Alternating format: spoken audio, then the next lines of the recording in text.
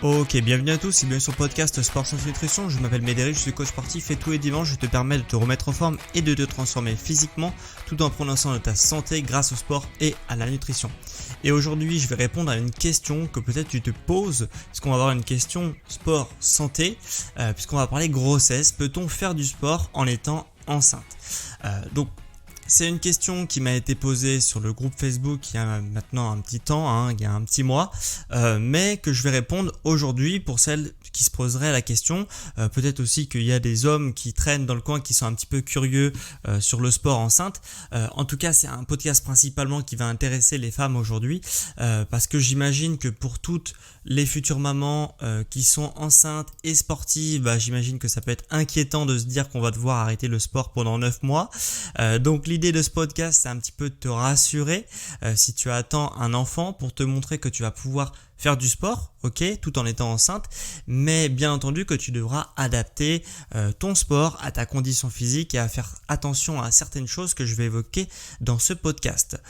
Mais tu vas voir quand même qu'on peut faire pas mal de choses en termes sportifs, même en étant enceinte. Mais avant toute chose, je tenais à te préciser que je ne suis ni médecin ni sage-femme, que je suis coach sportif. Donc l'avantage, c'est que je connais très bien le sport, j'en ai pratiqué moi-même, de façon amateur. J'ai pratiqué beaucoup de sport de façon vraiment assez large. Donc je connais très bien les avantages et les inconvénients de chaque sport. Et du coup, j'arrive assez bien à m'imaginer ce que ça fait pour une femme enceinte. Surtout que j'ai pu accompagner aussi quelques femmes enceintes. Donc je connais très bien le sport de manière générale, les contraintes qu'il peut avoir, mais je ne suis pas, encore une fois, médecin ou sage-femme, donc je ne peux pas substituer l'avis d'un spécialiste. Donc si tu veux avoir des conseils pour est-ce que tu peux pratiquer tel ou tel sport, moi ce que je t'invite c'est à consulter, à passer un examen chez ton médecin ou chez ta sage-femme pour qu'elle te dise ou qu'il te dise si tu peux pratiquer tel ou tel sport. Même si je sais que par rapport à la question que j'ai eue sur le groupe Facebook, certains médecins ou certaines sages-femmes ne pratiquent pas de sport, donc ont du mal à savoir vraiment si un sport est dangereux, pas dangereux, etc. Voilà. C'est sûr, c'est certain, mais ça sera quand même les mieux pour te conseiller si tu peux faire du sport ou non. Moi, je vais te donner quelques grandes tendances sur des choses qui vont pouvoir toucher le plus grand nombre de femmes enceintes. Maintenant, il y a toujours des cas particuliers. Il y a des femmes qui ne peuvent pas du tout faire du sport en étant enceintes. Donc, il faut vraiment consulter pour savoir ça. Petit aparté va consulter si tu veux faire du sport, mais je vais te donner quand même de grandes tendances qui vont pouvoir t'aiguiller sur ta pratique sportive, sur qu'est-ce que tu peux faire ou ne pas faire pour le plus grand nombre en étant enceinte. Mais avant de dire quel sport tu ne peux pas ou quel sport tu peux faire en étant enceinte, je vais te dire déjà quels avantages tu peux obtenir en faisant du sport en étant enceinte.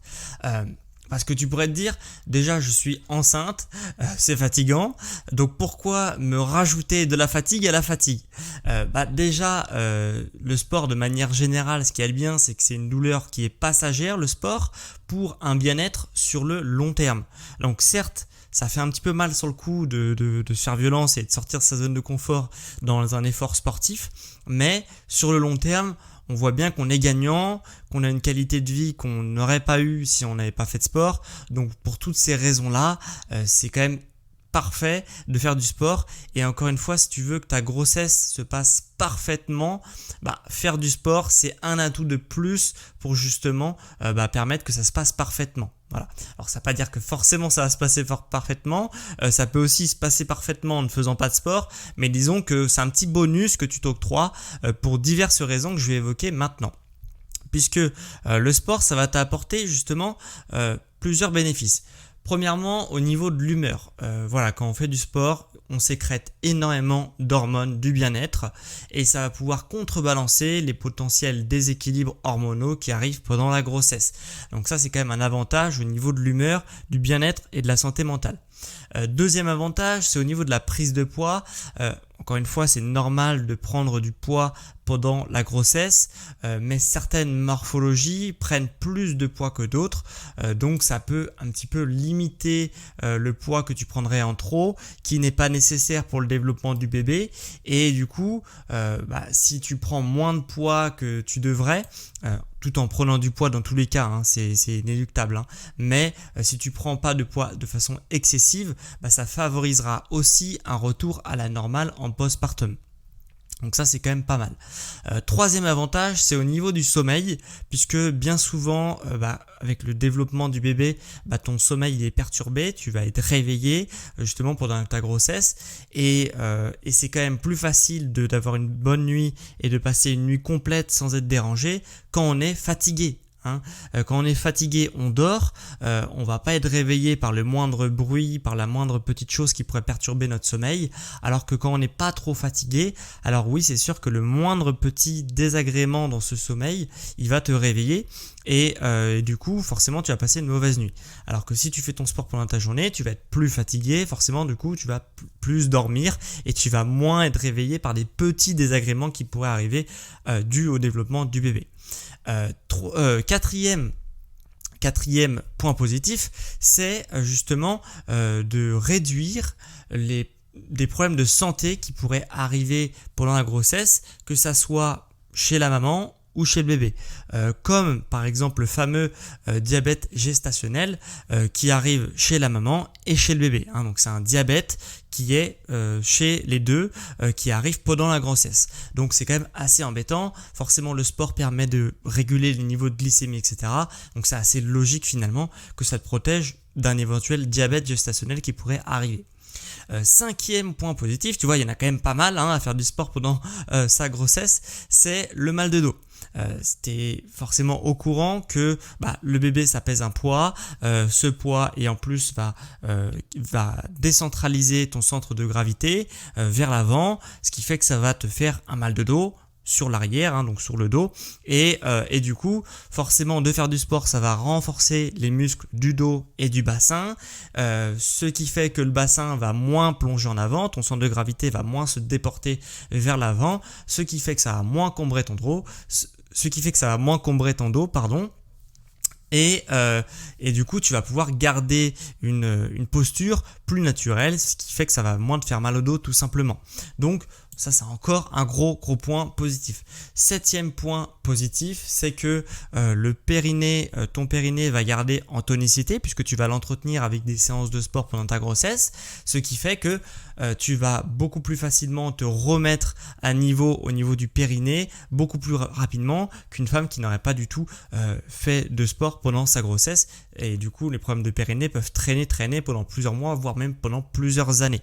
Alors une femme qui fait du sport en étant enceinte va avoir un périnée qui va être plus tonique, ce qui fait qu'il va prendre cher dans tous les cas pendant l'accouchement, mais il va garder quand même une certaine tonicité qui va être beaucoup plus facilement remise à niveau après la grossesse. Donc tu vas gagner des mois, voire des années de rééducation complète du périnée, vraiment complète, parce que la récupération partielle du périnée arrive assez vite, mais les séquelles peuvent rester quand même pendant plusieurs mois, plusieurs années, comme je l'ai dit. Donc tu vois qu'il y a quand même beaucoup d'avantages à faire du sport en étant enceinte. Je me répète, mais je vais te lister les points. Au niveau de l'humeur, au niveau de la prise de poids, au niveau du sommeil, au niveau des problèmes de santé qui pourraient arriver, tu vas pas les avoir, au niveau du mal de dos et au niveau du périnée. Voilà. Tout un tas de raisons de faire du sport en étant enceinte.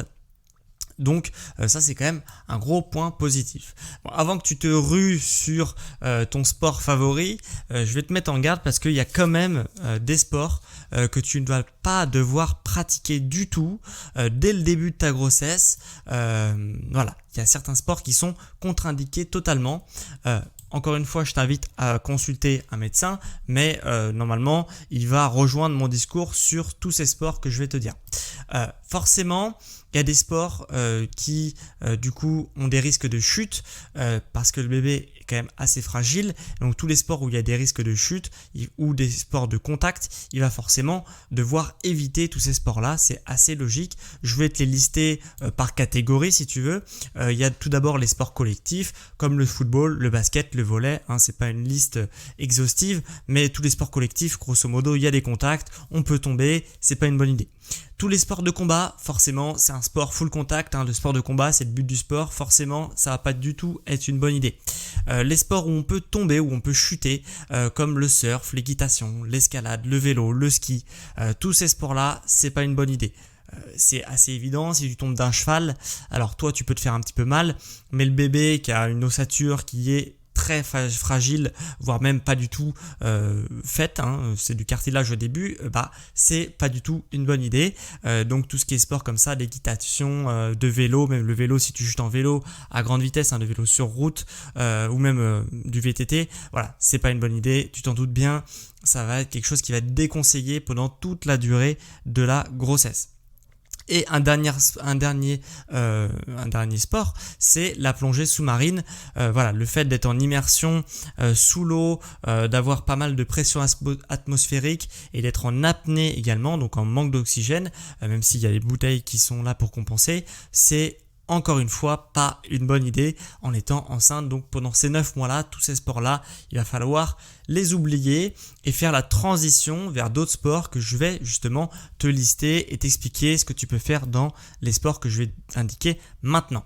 Puisqu'il y a quand même certains sports que tu vas pouvoir faire, mais il va falloir quand même faire attention à pas se dépasser, à faire des performances sur tous les sports que je vais te dire. Va falloir faire du sport pour son bien-être, va falloir faire du sport pour s'entretenir, mais pas pour la performance dans tous les cas pendant 9 mois. Ça c'est quelque chose, même sur les sports que je vais te dire maintenant, va falloir pas chercher la performance, le chrono, comme peut-être tu en as l'habitude. Donc première catégorie de sport que tu vas pouvoir faire et je t'incite même à faire en étant enceinte, c'est tous les sports de gym douce. Ok, quand je dis gym douce, c'est yoga, pilates, tai chi, qigong. C'est tous ces sports-là, c'est super. Tu peux en faire jusqu'à la fin de ta grossesse, jusqu'au début de ta grossesse. L'inverse, du début jusqu'à la fin. Il n'y a aucun souci, tu n'auras jamais de contre-indication. Sauf si tout va bien au niveau de la tension, etc. Mais normalement, tu n'auras jamais de contre-indication pour 95% des personnes, des femmes qui tombent enceintes.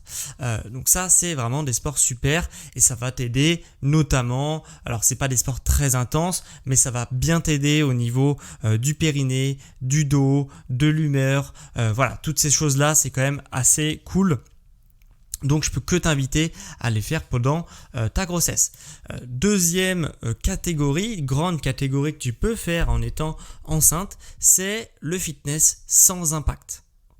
Donc sans impact, donc sans rebond au sol, puisque les rebonds, quand tu touches le pied, quand le pied touche le sol, ça crée des vibrations. Ces vibrations remontent dans les chevilles, dans les genoux, dans le bassin. Et le bassin, il y a le bébé qui est localisé à cet endroit-là. Donc forcément, tout ce qui a impact, il faut oublier.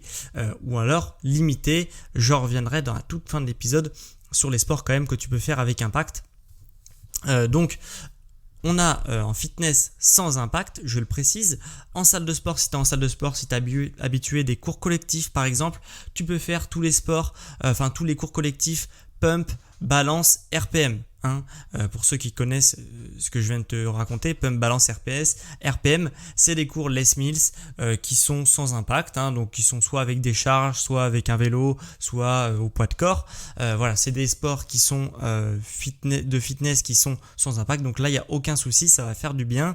Et le pump par exemple, ça va vraiment permettre de te renforcer en douceur, donc c'est vraiment très bien. Le RPM pour le cardio, c'est vraiment très bien, et le body balance pour la souplesse, ça va vraiment être très bien, sachant qu'en plus c'est un dérivé du yoga, du pilates et du tai chi et du qigong. C'est très très bien. Pour toutes ces raisons-là, ces 3 cours collectifs-là que je peux te conseiller en salle de sport. Pour ceux qui font de la salle de sport tout seul, donc pas avec des cours collectifs ou même chez eux, voilà, tranquillement, tu vas également pouvoir faire ce genre d'entraînement, donc type musculation, type entraînement sportif à la maison ou en salle de sport. Le seul truc, c'est de bien évidemment éviter les impacts, donc tout ce qui est HIIT, etc. on oublie, et tout ce qui est sport de force, donc haltérophilie, crossfit, etc. on oublie également, puisqu'on va vraiment chercher la force sur ce type d'entraînement, donc c'est pas une bonne idée. Ça va mettre vraiment énormément de tension dans les vaisseaux sanguins, et c'est pas une bonne idée puisque la tension est un petit peu perturbée avec le développement du bébé, donc on va éviter un petit peu tout ce qui va mettre une énorme tension au niveau vasculaire. C'est pour ça qu'on va oublier un petit peu tous les sports de force. Par contre, si tu fais du renforcement de manière générale avec une intensité qui est moyenne ou légère, même pendant assez longtemps, mais avec une force qui va être moyenne ou légère, ça tu peux totalement le faire. Donc pour te donner une idée, c'est toutes les séries pour un muscle, pour un exercice qui va s'articuler autour de 15, 20 répétitions, 25 répétitions, voilà. Ça, il n'y a aucun souci puisque tu vas pas être dans la force en mobilisant ce type de charge pendant 15, 20 ou 25 répétitions. Donc, ça va pas être un problème justement pour le bébé et pour ton développement également. Donc, ça va vraiment être idéal. Au contraire, ça va permettre de renforcer en douceur. Voilà. Par contre, si ton objectif c'est de faire des max en musculation à 1, 5 ou même 6, 7, 8 reps, là ça va pas être une bonne idée parce que les charges vont être beaucoup plus élevées et encore une fois ça va pas être une bonne idée. Le troisième groupe de sport, le troisième type de sport que tu peux pratiquer sans contre-indication, c'est la natation. Ok, la natation, forcément tu as déjà entendu parler, c'est super, ça permet justement de se délester du poids corporel puisque c'est l'eau qui soutient la pesanteur, donc ton poids corporel, donc c'est quand même pas mal puisque du coup tu vas pas du tout être dérangé par ton poids, par ton excès de poids du bébé et même de toi, donc tu vas pas du tout être gêné, tu vas beaucoup moins être gêné en tout cas, et du coup tu vas vraiment pleinement pouvoir t'épanouir dans le sport qui est la natation, surtout que ça renforce en douceur, encore une fois, tous les muscles du dos, les abdominaux, voilà, donc c'est quand même assez complet, même un petit peu les jambes également, donc c'est vraiment très complet et je peux que t'inviter à faire de la natation également. Donc voilà, je me répète, les sports que tu peux faire en tout cas en étant enceinte sans presque aucune contre-indication, c'est tout ce qui est gym douce, tout ce qui est fitness sans impact, donc soit cours collectif, donc pump, balance, RPM ou tout seul, donc avec des entraînements type musculation. Ok, avec des charges qui sont modérées à faibles, donc 15, 20, 25 répétitions. On évite tout ce qui est haltérophilie, tout ce qui est crossfit, etc. Et la natation. Ok, donc ça c'est les sports que tu peux faire du début jusqu'à la fin de ta grossesse. Normalement, encore une fois, va voir un médecin pour qu'il te confirme tout ce que je viens de te dire. Et dernière catégorie, puisque tu te dis ok, mais tu nous as parlé du fitness sans impact, mais moi je fais un sport avec impact et tu n'en as pas encore parlé dans ton podcast, puisqu'on va parler du running. Alors le running, c'est un peu particulier, puisque tu vas pouvoir en faire dans le début de ta grossesse, ok, dans le premier trimestre, tu vas pouvoir en faire si tu es habitué à faire du running. Ok, si tu n'as jamais fait de running ou que tu en as fait mais vraiment pas très souvent, tu vois, avec vraiment un rythme de une dizaine de sorties par an ou une vingtaine de sorties par an, voilà, ça ne suffit pas, t'es pas une runneuse confirmée, donc tu ne pourras pas faire du running malheureusement en étant enceinte. En tout cas moi je te le déconseille et je pense que si tu vas voir un professionnel de santé, il va te dire exactement la même chose.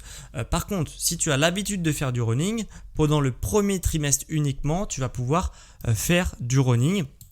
Tout simplement parce que ton périnée va être tonique, il va pouvoir supporter le léger poids du bébé dans le premier trimestre et du coup ton périnée ne va pas causer de problème, et même au niveau du col de l'utérus, ça va pas non plus poser de problème, le poids du bébé avec les impacts du running. Par contre, si tu n'es pas habitué à faire du running, forcément ton périnée ne va pas être musclé, ton col de l'utérus il va prendre un petit peu cher et ça peut vraiment se traduire par des problèmes au niveau de ton accouchement et même au niveau du bébé. Donc moi je te le conseille pas. Par contre si voilà, je veux pas te faire flipper non plus, si tu as l'habitude de faire du running, normalement va voir un professionnel, mais il te dira la même chose que moi. Si tu cherches pas la performance, encore une fois, donc ne cherche pas à battre tes chronos, mais si tu fais du running pendant tout le temps et que justement tu as peur pendant 9 mois de perdre ton niveau de running, sache que tu peux en faire pendant au moins 3 mois. Et après, moi, ce que je te conseille pour pas perdre ton niveau en running, si ça t'embête, c'est de faire de la marche rapide, peut-être pendant les 3 prochains mois, et peut-être de la marche pendant, donc régulièrement, pendant les 3 derniers mois. Voilà, pour diminuer comme ça les impacts avec le poids du bébé qui commence à s'alourdir. Voilà, ça peut être une bonne idée, et je pense que c'est comme ça justement que tu arriveras à moins perdre justement ton niveau par rapport à quelqu'un qui va justement rien faire du tout pendant 9 mois au niveau du running. Donc ça, c'est vrai que ça peut être handicapant et embêtant. Mais dans tous les cas, voilà, normalement, tu peux faire du running les 3 premiers mois de ta grossesse. En tous les cas, moi ce que je te conseille, c'est de faire un examen, encore une fois, je le répète, mais je suis coach sportif, je suis pas sage-femme, je suis pas médecin. Donc voilà, je te conseille d'aller faire un petit rendez-vous, un petit check-up régulier avec ton médecin, et il te dira si c'est une bonne idée ou si c'est pas une bonne idée, ou avec ta sage-femme. Et voilà, ils vont te dire si c'est une bonne idée. Mais dans tous les cas, normalement, il y a de fortes chances pour qu'on se retrouve à peu près sur les sports que je viens de te dire. Et justement, n'hésite pas aussi à te faire encadrer par des coachs sportifs en salle de sport. Ils pourront aussi t'aiguiller sur ta pratique sportive. Voilà, si ça te fait un petit peu peur, si tu as besoin justement d'être accompagné à faire tout ça. Voilà, donc voilà, j'espère que ce petit épisode sur le sport enceinte t'a plu. J'espère que ça t'a plu et que tu as appris certaines choses, les sports que tu ne dois pas pratiquer et ceux que tu peux pratiquer et ceux qu'il faut surveiller mais que tu peux quand même pratiquer pendant un certain temps, les avantages qu'il y a justement à faire du sport en étant enceinte, les bénéfices que tu peux retirer. Donc si cet épisode t'a plu, moi ce que je t'invite à faire, c'est de mettre un avis 5 étoiles sur les plateformes Spotify et d'Apple Podcast.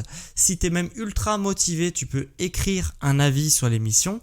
C'est ce qu'ont d'ailleurs fait 3 personnes cette semaine sur Apple Podcast. Donc il y a 3 personnes qui m'ont écrit, donc un avis très négatif que je vais revenir et 2 avis très positifs que je vais revenir aussi. Donc on va commencer par le négatif. Alors tout d'abord, il y a le commentaire d'Alex Amou qui m'attaque, du coup qui me met 1 étoile sur mon podcast. Il m'évalue avec 1 étoile. Ce qui est assez marrant, c'est que j'ai soit des évaluations 1 étoile, soit des évaluations 5 étoiles. Il n'y a jamais d'entre deux. Bref, donc Alex Amou me met un avis 1 étoile sur mon podcast, sur mon émission. Donc il m'attaque sur 3 choses. Tout d'abord sur le fond, sur mes fautes de grammaire, sur mes fautes de diction pendant le podcast. Alors certes, je me suis déjà exprimé plusieurs fois sur le fond de mon podcast, de pourquoi je faisais les choses comme ci, comme ça. Tout simplement, voilà. Je vais pas me répéter sur mon fond, mais quand on me critique sur les fautes de grammaire, voilà, il y a quand même quelques fautes de grammaire dans ton message. J'en suis désolé de te l'apprendre, mais du coup c'est assez dommage à l'écrit de faire des fautes comme ça. Donc moi à l'oral c'est encore plus compliqué, donc tu comprendras que des fois malheureusement j'en suis désolé. Sur la deuxième chose que tu m'attaques, c'est sur les séries longues versus les séries courtes pour sécher. Moi je recommande plus les séries longues, certains d'autres de mes confrères recommandent plus les séries courtes. Voilà, toi tu me dis que ça va contribuer à un effondrement du système nerveux, ce qui est totalement faux, puisque c'est justement les séries courtes qui mobilisent le plus le système nerveux. Donc encore une fois, je suis désolé de t'apprendre que j'ai raison sur ce point. Et sur la dernière chose, sur le crunch, donc il m'attaque sur le crunch puisque je déconseille le crunch pour les gens qui veulent justement travailler leurs abdominaux. Il y a plein d'autres exercices qui marchent mieux que le crunch, et lui il me dit que c'est absolument indispensable le crunch pour apprendre à ressentir les abdominaux. Voilà, c'est justement ce type de commentaire qui induit en erreur pas mal de personnes. Je reconnais quand même qu'il y a certains grands noms du fitness qui recommandent également les crunchs. Moi je le recommande pas. Moi j'invite tous ceux qui sont sceptiques sur mon discours sur les crunchs à lire certains bouquins comme Abdominaux, arrêtez le massacre de Bernadette de Casquet, qui justement montre que les crunchs c'est pas bon. Voilà. C'est quand on sait pas, moi aussi j'ai fait des crunchs en salle de sport, j'ai même fait exécuter des crunchs aux élèves que j'avais en coaching, en salle de sport, etc. Depuis, je me suis remis en question. Il serait peut-être temps que d'autres personnes se remettent en question. En tout cas, moi, je changerai pas de discours sur le crunch. Faites pas de crunch, surtout dans un podcast de grossesse et justement de comment faire du sport en grossesse. Ne faites surtout pas de crunch en étant enceinte, et même si vous prévoyez d'avoir un enfant, et si vous faites du vélo ou faites de l'équitation, voilà, tout ce qui est sport comme ça, ne faites pas de crunch. Voilà, moi je remettrai pas en cause mon discours dessus. Je pense que j'ai assez vu, assez lu sur le sujet, et mon discours, je pense, est bien arrêté. Je ne recommande pas de crunch, même si ça en déplaît à certains. Donc maintenant que ce long avis négatif sur l'émission est passé et je me suis expliqué dessus, je vais du coup pouvoir lire les avis positifs. Donc notamment un de Dude01 via l'application suisse d'Apple Podcast qui me met « Merci beaucoup pour ce podcast de qualité, préparé consciencieusement. Je l'attends chaque dimanche avec impatience. » Donc merci à toi pour ce gentil avis sur l'émission. Et j'en ai un deuxième à 5 étoiles qui me met Smile Happy Girl via Apple Podcast France, cette fois-ci, qui me met podcast vraiment très correct. Tout est dit, c'est concret, PDF avec le podcast. Que demander de plus? Merci beaucoup pour tout, on apprend avec toi. Merci à toi, donc Smile Happy Girl, pour ce gentil avis sur l'application Apple Podcast France. Voilà, merci à tous ceux qui ont laissé un avis, même négatif, comme ça me permet de revenir sur certaines choses qui ont peut-être été mal comprises, ou peut-être très bien comprises, mais pas d'accord du tout avec ce que je dis. En tous les cas, c'est toujours bien de revenir dessus. Donc merci à vous trois.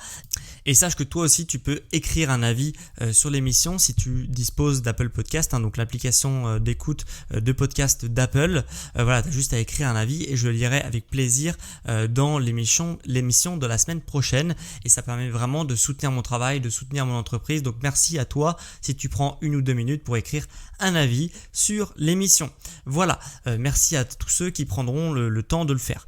Et dernière chose avant qu'on se quitte, sache aussi que je propose du coup des services donc d'accompagnement sportif, nutritionnel à distance, de coaching sportif et nutritionnel à distance. Donc si toi ça t'intéresse d'avoir justement un plan sportif, un plan nutritionnel détaillé, personnalisé pour toi en fonction de ta morphologie, en fonction de ce que tu es capable de faire, du temps que tu disposes, etc. Moi ce que je t'invite, c'est justement réserver un rendez-vous avec moi pour que je te donne du coup des premiers conseils pour individualiser ta pratique et pourquoi pas par la suite passer par un plan et un accompagnement personnalisé au quotidien avec moi. Donc ça se passe justement en description, et pourquoi pas justement même si tu es enceinte et que tu souhaites individualiser un peu ta pratique sportive pour ta grossesse, ce sera aussi également un plaisir pour moi de te suivre dans cette étape de ta vie. Donc si tu veux justement réserver un créneau, tu peux directement le faire en description de cet épisode ou sur mon site. Tu vas sur sportsanténutrition.com, tu tapes sport santé nutrition sur Google, c'est le premier lien, et tu peux aussi directement sur la page d'accueil réserver un créneau avec un rendez-vous avec moi. Voilà. Donc c'était vraiment un plaisir pour moi de te faire ce podcast qu'on m'a quand même pas mal demandé depuis le temps que je fais des podcasts sur sport, grossesse, etc., etc. J'espère que tu vois plus clair, que tu peux justement voir un petit peu comment tu vas pouvoir t'organiser durant ta grossesse pour faire ton sport, même si tu es enceinte. Et on se retrouve quant à moi dimanche prochain pour un prochain épisode sur Sport Santé Nutrition. Ciao les sportifs intelligents!